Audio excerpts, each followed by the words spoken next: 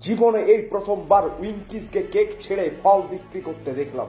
এই উইঙ্কিসের থেকে ডাব কিনে আমি পৌঁছালাম 40তম বাঁকুড়া বই মেলায়। এই মেলা কি উপলক্ষে হচ্ছে সেটি জানার জন্য আমি চারদিকে ঘুরতে থাকি এবং আশেপাশে ঘোরার পর আমি জানতে পারি এটি আসলে বাংলা পুজো উপলক্ষে। ছোটবেলা থেকেই একটি কথা শুনেছিলাম, লেখাপড়া করে যে গাড়ি ঘোড়া চড়েছে। আজ এই জিনিসটির প্রত্যক্ষ প্রমাণও পেলাম। বই মেলার থেকে বই নিয়ে পড়াশোনা করলে আপনারা এই গাড়িগুলি চড়ার সুযোগ পাবেন। ক্লাস 11-12-এ আমাকে প্রচুর জ্বালাতন করলো, কেমিস্ট্রি শেষ পর্যন্ত এলো আমার হাতের মুঠোয়। আরেকটু আগিয়ে গিয়ে আমি দেখতে পাই একটি বই, তার মুখ হলুদ করে বলছে তার নাকি আছে ইয়েলো ফেস। আমি তাকে বললাম, বাবা তোমার জন্ডিস হয়েছে, ডাক্তার দেখাও। ঠিক তার পাশেই একটি বই আমার তাকে চাই কিনা জিজ্ঞেস করছিল। আমি তাকে বললাম, sorry I have a girlfriend. লেখিকার নাম সিলভার হলেও একটি বইয়েরও রং সিলভার কালারের না হওয়ায় মনটা আমার দমে গেল। এবছরের বাঁকুড়া বই মেলা এতটাই বড় যে এক জায়গা থেকে আরেক জায়গা যাওয়ার জন্য টোটোর প্রয়োজন হয়ে পড়েছে। আরো একবার আমি প্রমাণ পেয়ে গেলাম যে আমাদের সরকার ইন্ডিয়ান রেলওয়েজকে বিক্রি করে দিয়েছে।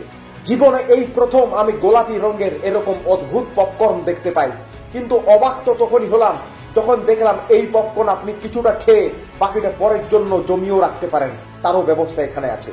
জীবনে অনেক চাপ চলার কারণে আমার মনটা একটু বিগড়ে যায় এবং আমি ভাবতে থাকি যে দুনিয়া সবকিছুই খুব খারাপ, কিন্তু সমস্যার পাশাপাশি তার সমাধানের সূত্র খুঁজে পাওয়ার কারণে আমার মনটা আবার ভালো হয়ে গেল। চাইনিজ প্রোডাক্ট ব্যবহার করাটা আমাদের রক্তে এমন ঢুকে গেছে যে গার্লফ্রেন্ডও এখন চায়নারই দরকার হয়ে পড়েছে। তবে নিজের গার্লফ্রেন্ড বা নিজের বউকে কখনো রাগাবেন না, কারণ তাদের ইউজ করার জন্য একটি ভয়ঙ্কর অস্ত্র ঘোরাফেরা করছে এই বই মেলায়। জীবনে এই প্রথম কারোর কাছে বিয়ের প্রপোজাল পেয়ে আমি খুব আবেগপ্রবণ হয়ে পড়ি এবং সাথে সাথে আমি এই প্রপোজালটিকে অ্যাকসেপ্ট করি। আর মনটা তখনই ভালো হয়ে গেল যখন বেরিয়ে এসে আমি দেখতে পাই love is in the air. বই মেলাতে বই দেখার পাশাপাশি নিজেদের ভবিষ্যৎ দেখারও সুব্যবস্থা রয়েছে।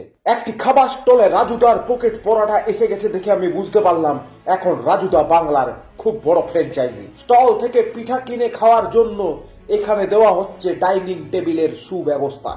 এমনকি আবেগের বসে যদি আপনি বেশি পিঠে খেয়ে ফেলেন এবং আপনার শরীর খারাপ করে, তাহলে এখানে রয়েছে ওষুধেরও সুব্যবস্থা, যেগুলি একদম জেনুইন। কিছুটা এগিয়ে স্পাইডারম্যানের মুখোশ দেখে আমি বুঝতে পারি পিটার পার্কারও এই মেলা দেখতে এসছে সুদূর আমেরিকা থেকে। জীবনে এই প্রথম এত আলোকিত স্টেজ দেখে আমি মুখে শব্দ অর্থাৎ ওয়ার্ডস হারিয়ে ফেলি, কিন্তু আমার সেই হারানো ওয়ার্ডস গুলো যে এখানে বইয়ের একটা স্টলও খুলে ফেলবে সেটা আমার জানা ছিল না।